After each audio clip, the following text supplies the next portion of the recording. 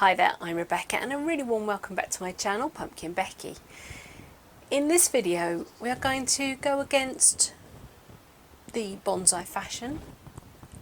I picked myself up an absolute bargain this week and I'm going to use it and I'm going to make a beech forest. Let's get started.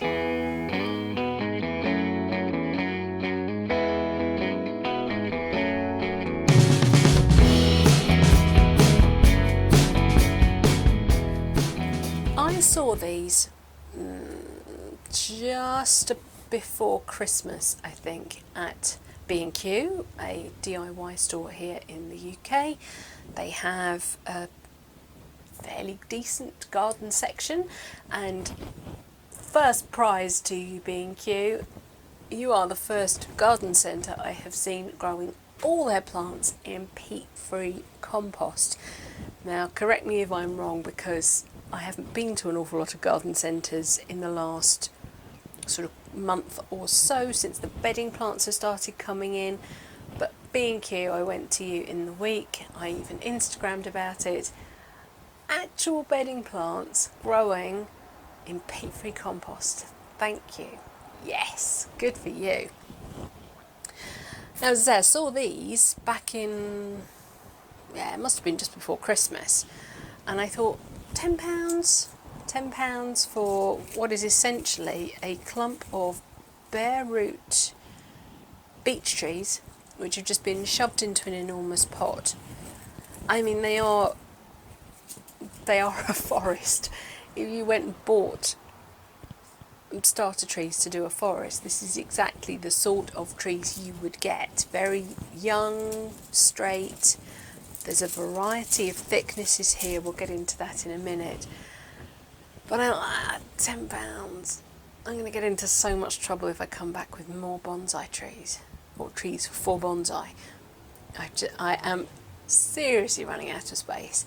And I know that on one of my videos, it was the big crab apple. Somebody said, why didn't you keep the roots? You could have done a root cutting, or I could have air layered the top, I could have done all sorts of things. Reason being, I have now over 50 trees or groups of trees, and I literally haven't got any more room. I need to, if anything, just sort of refine things down a little bit.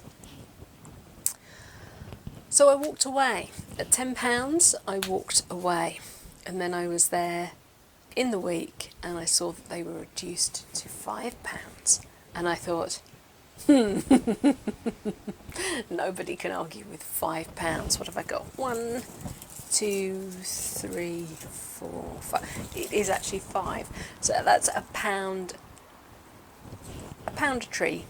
Now, you could easily take these 5 trees and turn them into individual trees. There's nothing to stop you doing that.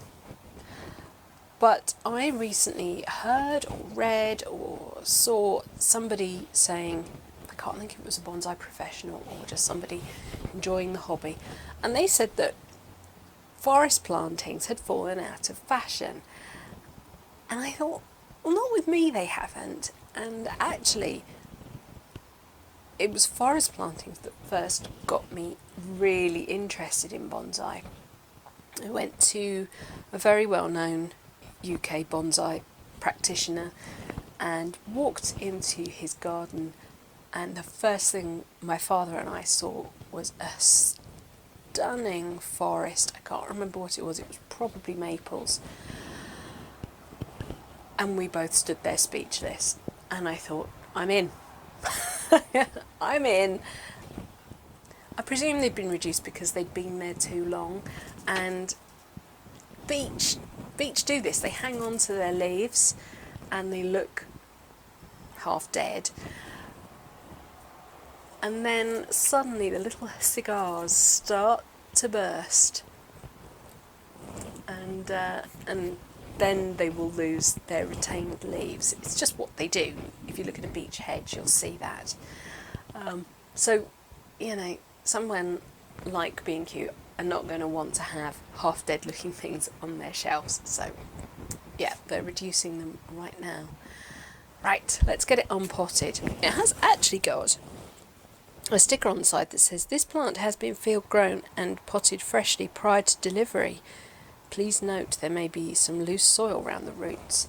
So, i.e., don't expect this to be pot bound or filling the pot and you can just lift the whole clump out and dump it into a hole, because they've literally been dug up and shoved into this for selling to the DIY store market. So I'm just going to start getting some of the compost from the top off and loosen the sides.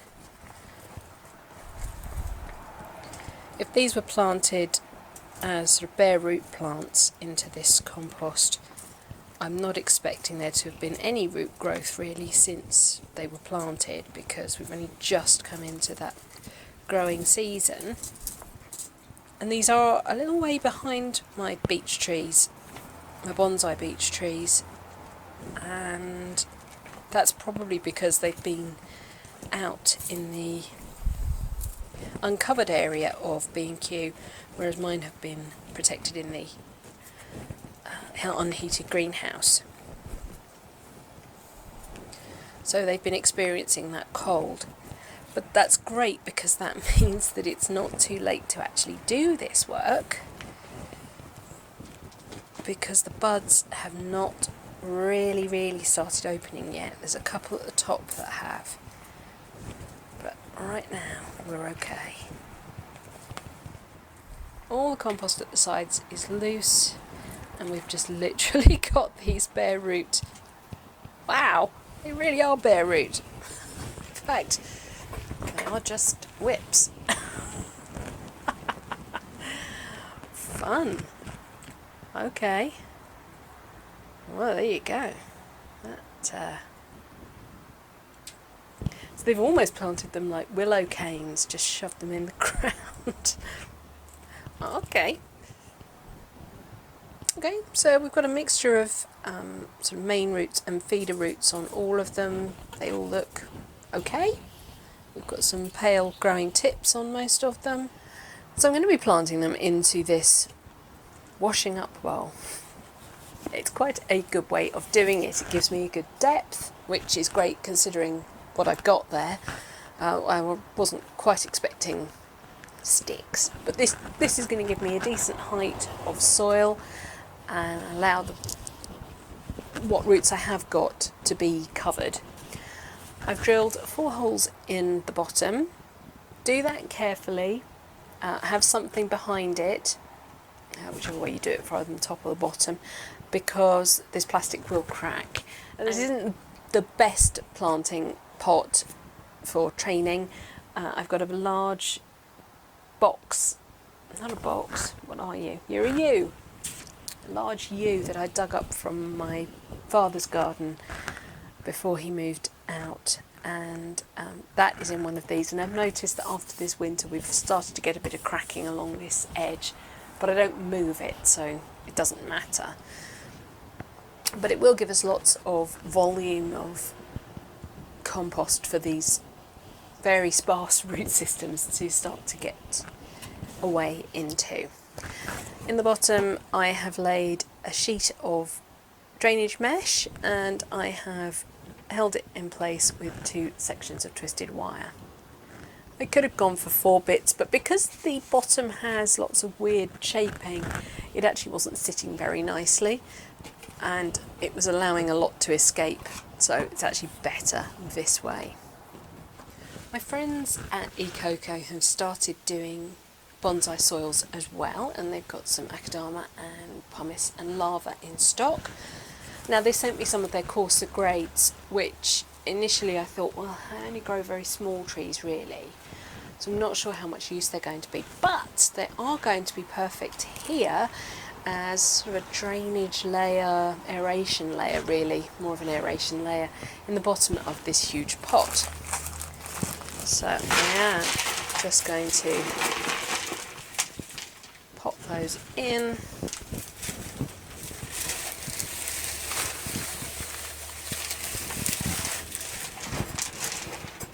So that's the pumice and akadama gone in. And then I'm going to put the lava in. The lava is enormous.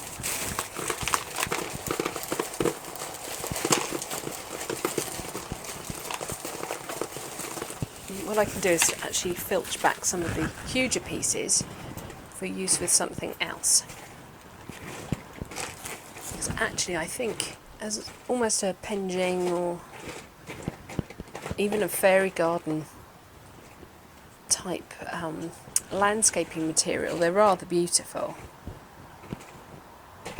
Really interesting textures. So I'll just leave some of the smaller scale stuff in here. They did have a much bigger akadama as well, so I'm going to pop that in. You can see that's way bigger than I would normally need to use, but I think in this event the three of those components together is probably not a bad idea. So I've quickly gone through and removed the leaves, the retained leaves from all of these, and I can see here that I've got one thickest and tallest, so that's obviously going to be my main tree. It's got some pretty floopy roots going on, trying to grow upwards, so I can pinch off those ones that are definitely growing in the wrong direction. I'm going to remove that one entirely that's growing in the wrong direction, and I'm going to prune this one that flares upwards to the point here where it's got some little feeder roots coming off it. So I'm going to do an angled cut downwards. The others will be easier to encourage to go down. What I don't want to do is remove too much root initially. They've got very little, so I'm not in this first off planting going to try and strip everything down to a lower plane. I think take that one off and some of those finer feeder roots. I think I'll probably use this as my plane for the soil. Now at this stage in this pot it's not going to necessarily matter which is the front, which is the back, but to know that this is my main tree and that anything else is going to be behind that. So I could use a point of this pot to give me a bit more depth in my planting rather than trying to go square across. And it's always useful to know where your best movement is. So next I'm going to get some soil in here. This is Akadama pumice lava, and it's in a 2 parts Akadama to 1 part lava to 1 part pumice mixture. And I made sure I had plenty of soil components in my hands before I went ahead and did this. So I'm going to utilise the corner of the pot as a front to give me space and width. Depth? No. Give me depth and width. There we go. I'm not too worried about where I place this. It has got really nice movement. It jogs nicely round, so I think any face of this particular one would be absolutely fine. What I do want to try and make sure is that I can get this cut piece underneath a soil surface. So I might actually have to slightly reduce the height of this. Here we go, that's going to do it.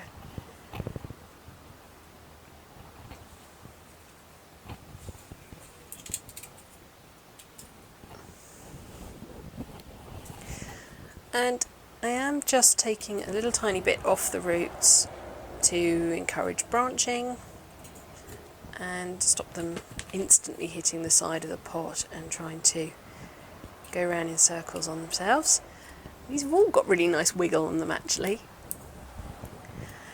Check what you've got, see which is then the next thickest, the next dominant tree. Wow, it's gone dark all of a sudden.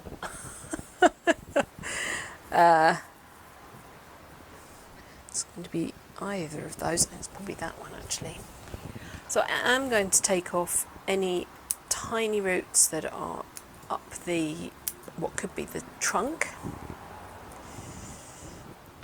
I've just literally pinched off or pruned them back to nothing, so I can then elevate the tree ever so slightly. So I've gained myself about that much really of trunk.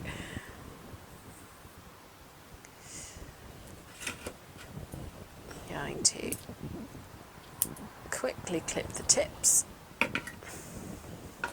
So I'm going to place this one behind and across to one side from the first primary tree.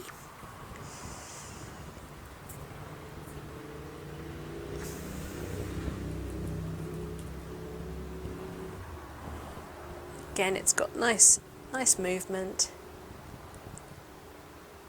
Turn those top branches a fraction so that they are pointing at us more, and in fact I'm going to rotate the first tree slightly to take this branch away from our eye.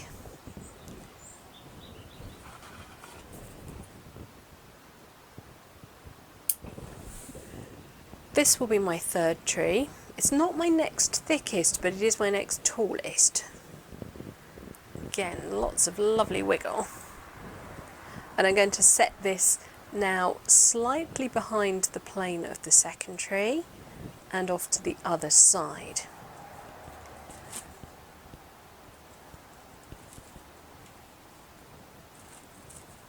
I'm not somebody who likes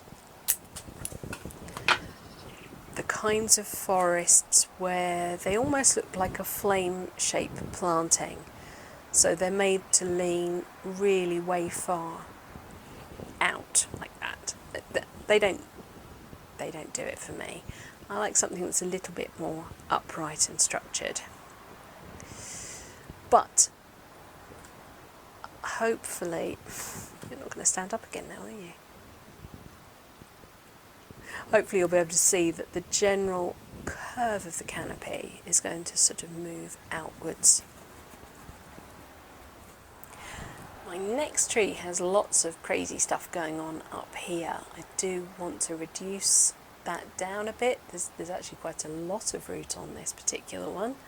So I can lose some of this, which means this branch that's happening here will be slightly higher out of the soil.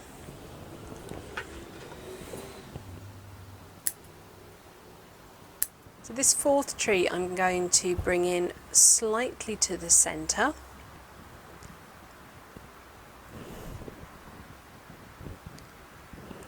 But definitely behind all the others.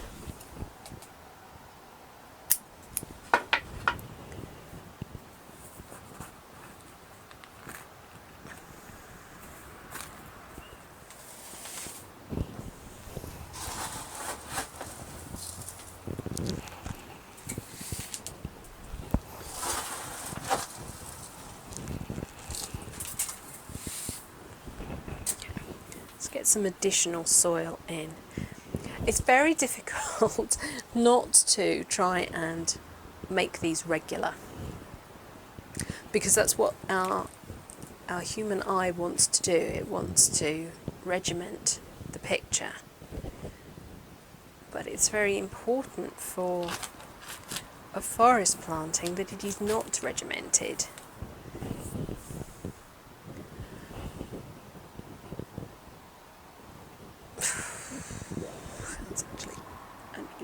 Triangle, but if I put this one in, maybe that will help. So this little one is my smallest tree. It has the least amount of root on it, and the smallest tree always goes towards the back of the planting, and you are trying to give a sense of depth. So that's great. And I can grow that one fairly close to this one. Right, I think I've got my placing now. So when you look at the forest from your chosen front, so this is my primary tree, So therefore we call this the front, and using this corner as the notional front. You should be able to see all the trunks of the trees, and there should be varying gaps between them. Sometimes that can be hard to achieve, and it's really hard not to put things in straight lines. Really, really, really hard.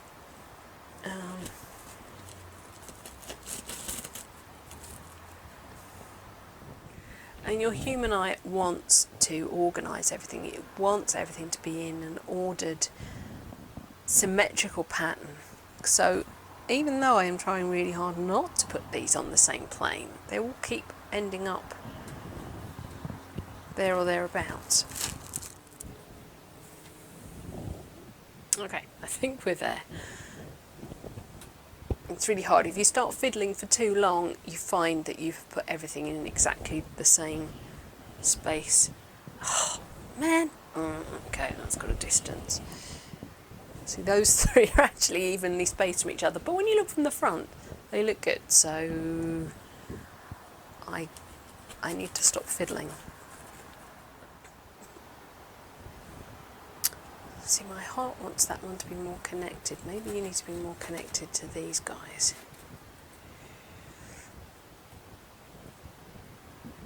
Rather than trying to use all of that space.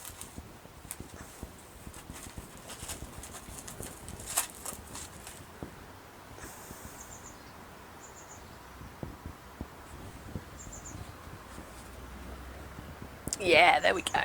That's better.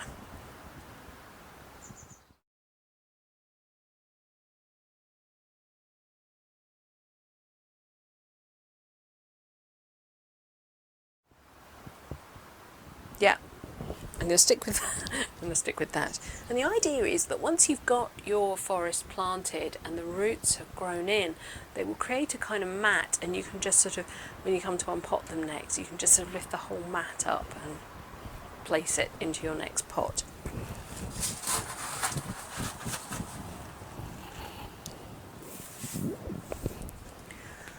I really like these handleless scoops, and I tend to use them for a lot of things actually,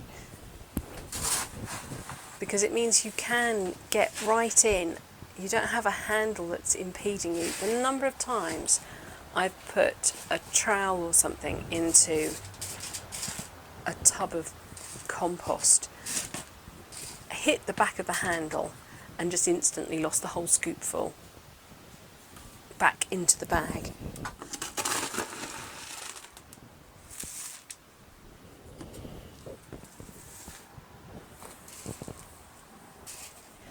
Now, having gone ahead and added all the soil components in, you would normally go ahead and, with a chopstick, drive that down in and around all the roots. But I have no roots, so there's no point me doing that. So what I am doing is just making sure that it's driven up against the planes, the top planes that I've got of the roots, to try and protect as many of those finer feeding roots that are up there near the top as possible. Also going to put some moss on top. Right, I've now just gone ahead and given that a really thorough watering until the drainage holes have clear water running out of them. Just gets rid of all those dust particles, and it helps settle the compost soil around the trees. Then I've gone ahead and taken some dried sphagnum moss, that is long fibre sphagnum moss. It is not peat moss, it is just literally grown. You can grow your own sphagnum moss. And I've also taken some moss from the tops of other trees, so it's coming off very similar substrate to what I have going on in here. And I have chopped it up and ground it up as much as I can, and I'm going to sprinkle it in a nice fine layer all over the pot.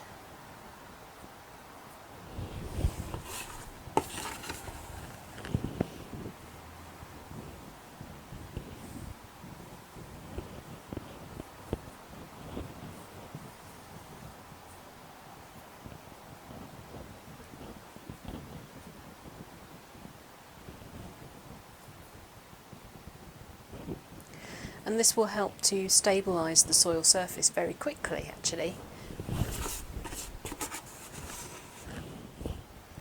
And if you have any roots that look a little vulnerable, you can sort of protect them a bit with a slightly thicker layer of the moss, and then keep that damp, and that will help to protect those roots. This is just some rainwater. I'm just going to damp that surface down.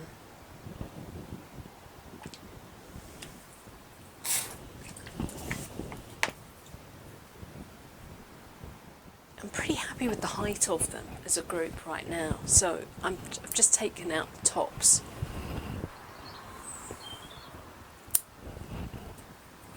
I'm trying to respect the hierarchy of the trees. So this one is the tallest, this one is the next, this one is the next, this one the next, and this one the last.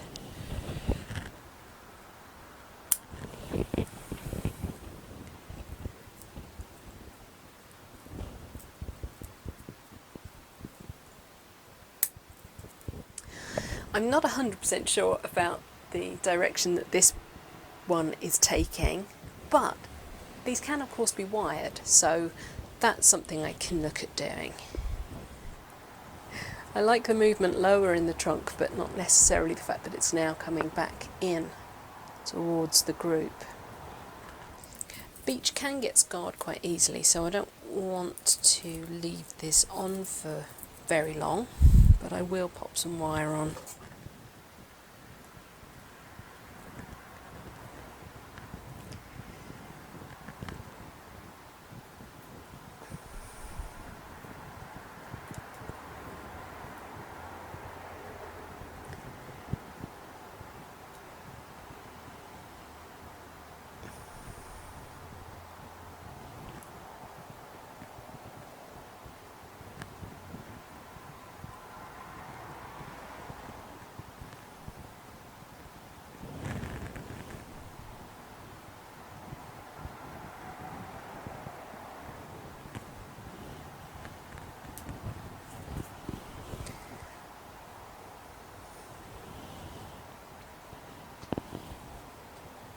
There, hopefully you can see I've just sort of straightened that back up a little bit. I'm going to reduce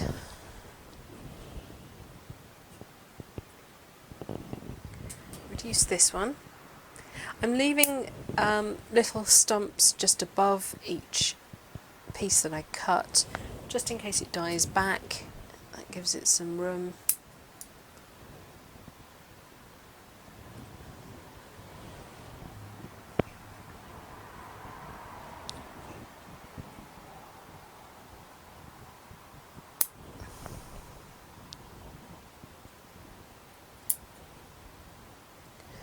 I don't want to do too much today. I'm not going to go and wire everything out. I'm just trying to get a feel for what I've got, really. The nice thing about a lipped pot like this is that if I want to maybe bend a branch down, I can hook under here and allow that to hold it down rather than having to wire everything.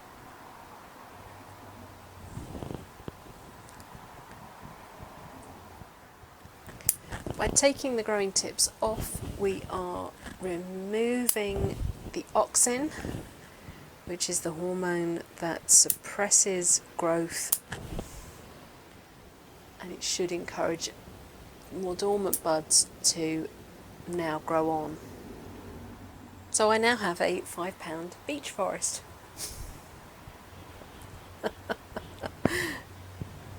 Lots of fun. And obviously, you know, it's going to take this thing years to develop, but for a £5, I don't mind.